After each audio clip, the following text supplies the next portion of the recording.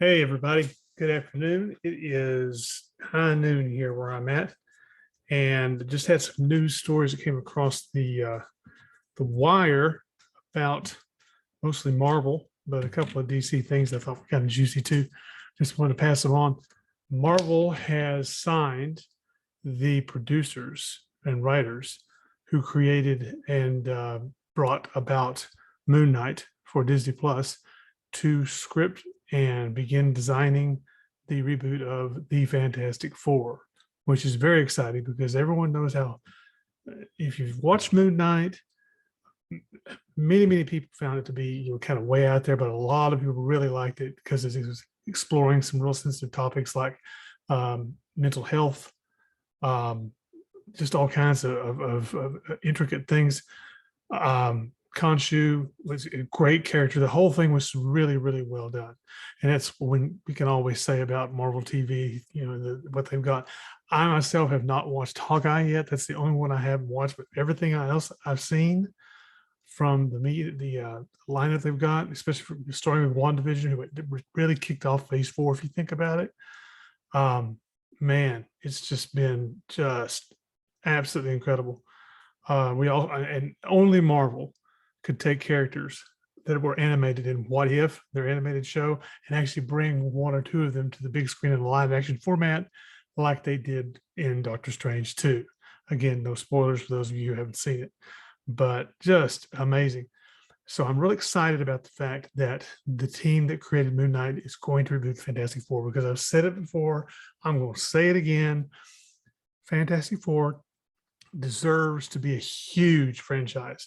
They have a ton of bad guys.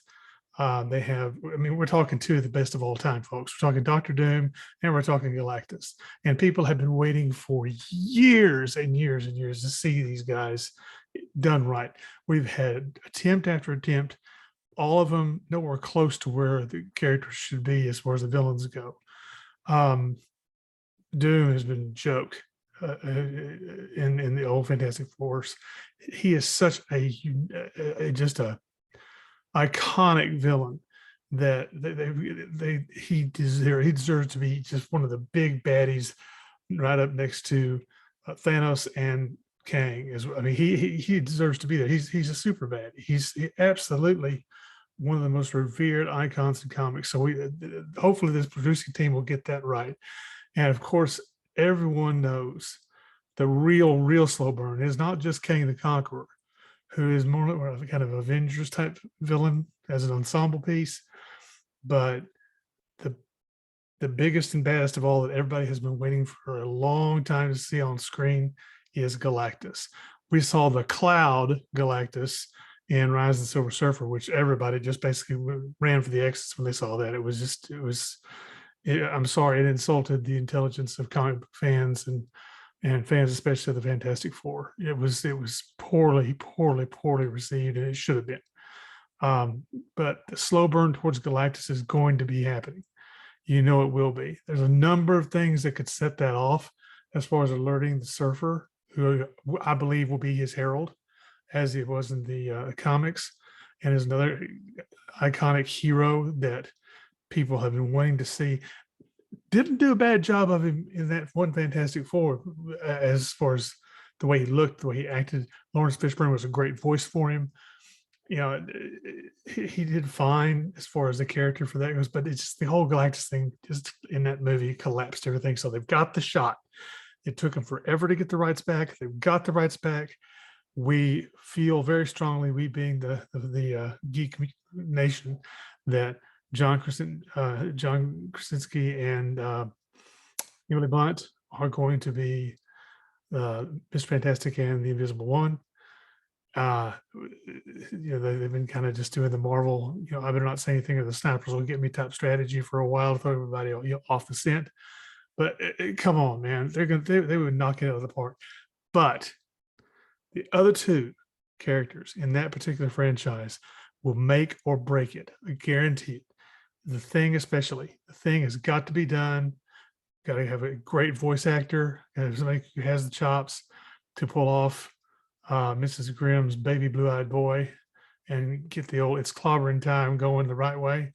And the Torch, So those two, that's writing on. But thank God we've got some great producers, good creative writing, good solid base to get started with this new franchise, which I believe will be out sooner than later. It may be towards the end, but as we get into Ant-Man and the Wasp and Quantumania, as we get towards that, we've already passed through Doctor Strange 2 and Spider-Man.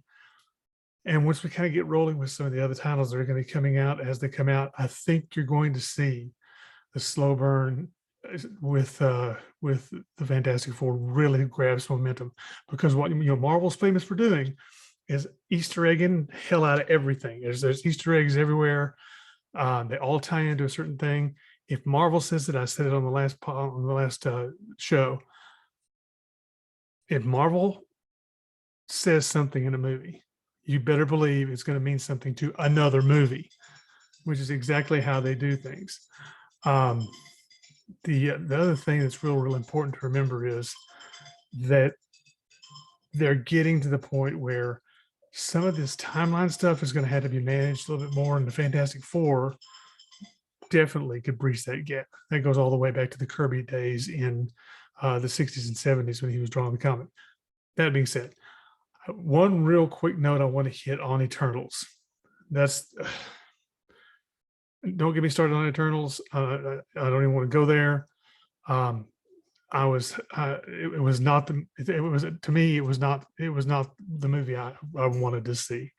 It was a gamble. I think it really was a gamble for them to do it. But my theory, now that I've thought about it for a while, and I may be way off base, if I am, call me on it. It's cool. I get it. But my whole thing on the Eternals is, with especially what happens at the end of the movie, which I won't spoil it for you, but with what happens to the Earth itself at the end of that movie, no other heroes respond to what's going on of this huge magnitude except the Eternals. There's no Avengers that show up. There's no other outside superhero force that shows up. Now, the Avengers are mentioned. They're mentioned, but they never show up. And if something of that magnitude, that colossal threat level would have happened, they would have all been out there just like an Endgame. So I really think Eternals may be part of a variant. It may be part of one of those multiverse strains, and they may not have real heroes or the heroes we really know as our Avengers on that particular reality. Just an opinion, but it just does not fit anywhere other than just to think about maybe they're going to do that. Maybe they're going to have that as part of the multiverse and then just kind of weave them back in. But it was such a gamble. So long story short about where we're going, X-Men is going to be phenomenal. They got the rights, of course, that back to that too. But they're going to slow burn that one, just like the Fantastic Four. You'll see both of those towards the end of Phase 4. But I was really excited when the writing team was picked. I think that's great. Interesting note too, today it was announced Benedict Cumberbatch came out in the interview and stated that he actually had turned down the role of the Dark Elf Malekith in Thor: The Dark World, which later went on to be played by Christopher Eccleston of Doctor Who's fame. Kind of really think that would have been a hell of a great villain if he had done that, but I'm grateful we got him for Strange. It's just because there is no other Doctor Strange. It's Benedict, and what a great guy to do it with too. That's a sad story about how he's helping some people out right now currently in his own home and just doing some great things. Great guy. But we also have to consider the fact that somewhere along the line, we're going to see the all white Vision come back. And I really think they're going to hold him back for a big climactic moment. I just don't know when that's going to be. I'd love to hear some ideas on that, where he's going to come into play, because there is going to be a series on Disney Plus that they're casting for now. It's called The House of Harkness. It's going to star the lady who was Agatha Harkness and if you've seen WandaVision, you know who I'm talking about. Awesome villain.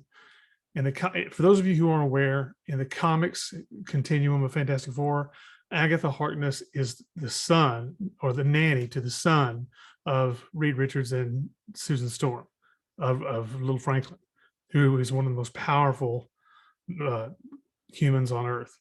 She is his nanny in that particular comic run, and she helps to kind of protect him, as well as help kind of an Xavier-ish type of role to help him kind of, develop along and be safe as he's, trying out all this crazy stuff that he's able to do. So I'm anxious to see where House of Harkness goes. I think that's going to be another really, really good groundbreaking piece, probably on, I think, a level of WandaVision, where they're going to continue to push real hard on that side of the multiverse. So good stuff all around from Marvel today, especially. Doctor Strange just absolutely tore it up at the box office last weekend. $450 million worldwide gross, $180 million alone on Sunday evening going into Monday, and that's domestic. So we're talking a ton of money that it's bringing in. And if you don't think that it's going to really, really send shockwaves out into what we have become to know as far as the continuum goes, it's phenomenal.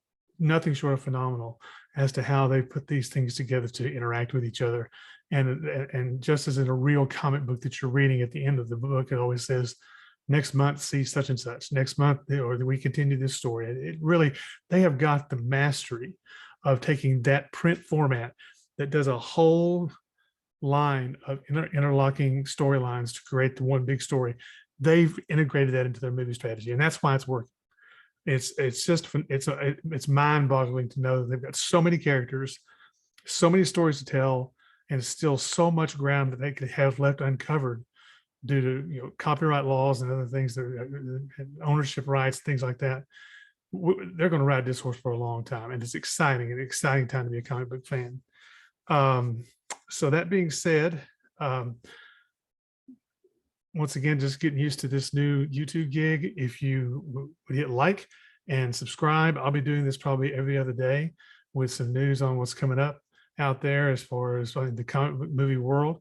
I still haven't gotten around to doing my gripe session about DC. I'll get there, I promise, because there's a lot of ground to cover there too.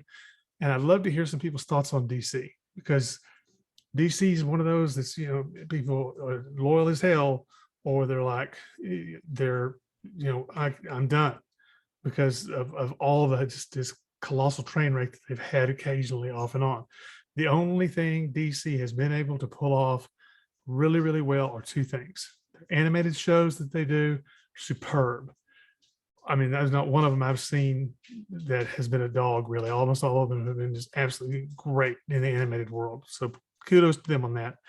And with the Arrowverse and with the Flashverse that they've got going on, the CW, or what I guess it used to be called CW, I don't know what it's called now, Fox, FX or whatever. We'll talk more about that later as far as that continuity nonsense that's going on there. But just some really quick hits about Marvel. For those of you who would like to discuss some more stuff about Phase 4, or kind of where we're going, some predictions, some things we might want to think about seeing or going to see. One real quick hit for you to think about too. Now that we've launched Moon Knight, now that we know Daredevil is part of this universe too, because of Matt Murdock's appearance in Spider-Man, we know that there's going to be a new Black Panther. We know that there are conversations in place for Ghost Rider to come back. The Halloween special they're going to launch on Disney Plus in October will feature a very old iconic character for those of us who are my age that remember Werewolf by Night.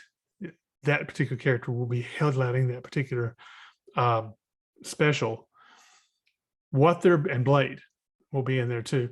This is what I think is happening there too, and I'd love to get anybody's take on it. Want to talk about it. The Midnight Suns are a team composed primarily of Moon Knight, Blade, Ghost Rider, Daredevil at some points, some of the Man-Thing, some of these other kind of occultish type figures. I think they're going to go down that road too as a team franchise.